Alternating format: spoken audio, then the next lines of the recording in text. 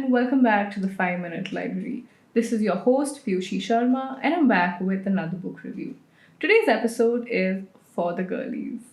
So, the book I want to cover today is titled Goddesses in Every Woman, with the subtitle Powerful Archetypes in Women's Lives, and it's written by Jean Shinoda Bolen.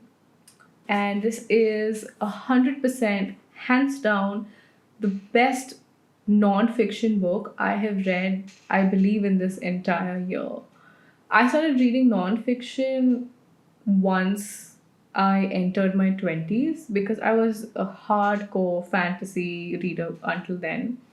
I have always enjoyed books that truly delve into women's psyche and women's health. This is something that's very interesting to me because it takes Carl Jung's psychological archetypes for women and it gives a modern look to it. So it's not as redundant and boxed as it used to be. It definitely also makes fun of a couple of Freudian archetypes, so that was a cherry on top. Now, here's the main reason why I like this book. So, the author talks about how women's personality could be compared to either one or multiple Greek goddesses. And it's quite interesting to me because there is no while she does provide archetypes which women can perhaps relate to, it does not box them into one, and it definitely does not it's not as restrictive as regular archetypes that I have read about. The goddesses that the author talks about are, well, they're categorized into multiple different subcategories based on their most prominent characteristics. So we have the virgin goddesses, which are Artemis, Athena, and Hestia. We have the vulnerable goddesses, which are Demeter, Hera, and Persephone. And then we have the most alchemical goddesses, which contains just Aphrodite. So here's a little bit about each goddess. The ones that I related most to were the first category. So Athena is primarily known for her skills to be, well, if Athena was alive in 2023, she would be the personification of the term girl boss. She would essentially be that hustle, work hard, own multiple companies, work in environments where you compete with men and win, definitely into sports. She's someone who prefers the city life. She likes the hustle. She likes winning. However, the downside is she could be, well, a little supportive of the patriarchy. But I believe a modern Athena would be beyond that. I believe women can call on this alter ego that's Athena like in the workplace. And what I love about this book is that all chapters have so much detail. So if you're someone who relates to a specific goddess, they talk about how you could be as a kid. So if you're a mother who's reading this book, you can sort of see these traits early on if you have a daughter. It talks about early traits, it talks about how these characters show up during someone's teenage, in their 20s, 30s, in their midlife, in their later stages, how they show up in romantic relationships, friendships, and what kind of romantic relationships work the best for them, what kind of relationships don't. This is something that I truly loved about the book because, again, it's not judgmental at all. It acknowledges the fact that all of us are very different individuals, and it talks about who we are on the inside and how we're also different, but we call on different alter egos for every single area of our life. Some of us have a little more and some of us don't. And usually there's always these jokes on the internet about how women have multiple personalities. And this book talks about how women actually just have multiple layers to a very intricate personality which is so unique to all of us. I love how this book feels like a safe space to explore who you are as a woman, and I would definitely recommend it to every single woman out there. If you identify as a girl or woman, you should 100% read this. Now, moving on to Artemis. Artemis is also one of the virgin goddesses. She is known as goddess of the hunt. Artemis is more oriented in sisterhood. She loves being around women. She likes the company of women. She does a lot of maybe social work, and she's not that fond of being around masculine energy. She enjoys being out in nature. She likes female camaraderie. And that's an archetype that I have noticed whether in myself or in all my friends that went to an all girls school with me and are still a part of the friend circles. I feel like most of us call on Artemis when we go out for our girls' nights, or when you're just calling one of your girls on a Sunday to talk about what you're doing and you're folding laundry. That's when I feel most of us call on Artemis. Or when you're dealing with something bad and you need female support because you need people who understand it the way you do, completely support you, no questions asked.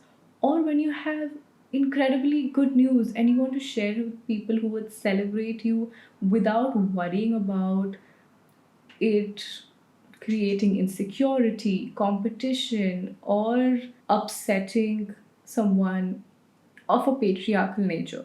So I truly love Artemis and Athena both. They are incredibly relevant even in today's times. Women definitely need, I believe, a bit of both, because I don't think you can have the kind of career you want in male dominated industries we see today, well, until the whole system changes. But since that's not changing anytime soon, even though we will always try, Athena is definitely needed, and Artemis too. I believe this is she's someone we can call on in our personal lives. I believe I call on to Artemis a little bit, even in my professional life, because I work with a lot of women. I work in an almost all women team, whether at 5 Minute Library, whether at my job, and it truly feels more fulfilling than any of the other archetypes that I've seen in the book. Now we're going to move to Hestia. Hestia is known as goddess of home. She loves her space. She loves her environment. She likes to keep it clean and she likes to organize. And I believe how she shows up in our lives now. If Hestia was a 2023 baddie, I believe she would be someone who loves to get multiple vacuums, has a Roomba in her room, and her favorite Netflix show is The Home Edit. And maybe Marie Kondo? Maybe.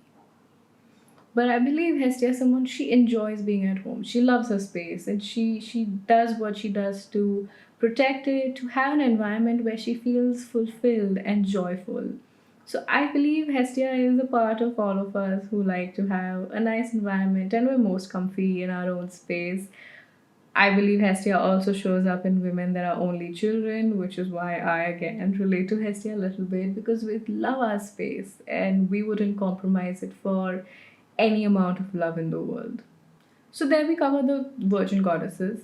We also have Aphrodite, who is a part of the virgin goddesses and the vulnerable goddesses, even though I don't believe they're vulnerable, and neither does the author, as she's mentioned. But in mythology, Greek mythology, they are shown as vulnerable in a specific way. Aphrodite is the most transformational. Now, Aphrodite is someone who is mainly focused on love and fun and romance, and we love her. She is very Barbie core. She enjoys going out, she's flirty, she has a string of lovers. Now, Aphrodite, if on her own, shows up in a personality archetype as a part of one for a woman today, she'd probably be one of the most slut shamed women out there. However, Aphrodite, when compared, now we're going to move to another archetype, which is Hera and Demeter and Persephone. Now, when you get to these archetypes, they are the ones that are much better at relationships. So Aphrodite brings in the love, romance, fun, sexual parts of a woman, whereas Persephone, Demeter, and Hera, they bring in the parts of a woman that enjoys commitment. She likes having a family. She finds joy in raising children. She likes nurturing. She looks up to her romantic partners, whether male, female, non-binary, transgender, across the spectrum. So here's a little bit about all of the goddesses. Now, of course, the book goes into much detail about all of them. If you feel like you could relate to any of these, I highly recommend you use this book as a stepping stone to knowing more about yourself and exploring different parts of you. It definitely does not have to be a black and white thing, but it can show a lot of insight. And for me, it showed me why certain connections haven't worked out, whether in my personal or professional setting, what kind of people I get along with best. I never understood it very well until I read this book. So of course this isn't mental health advice, it's just a tool to explore yourself better.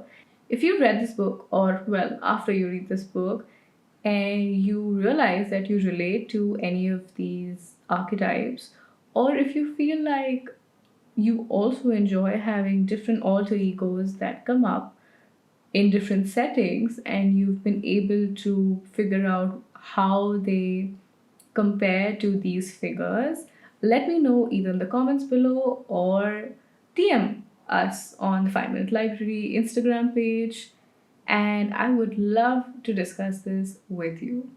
Until we speak again, see you in 5.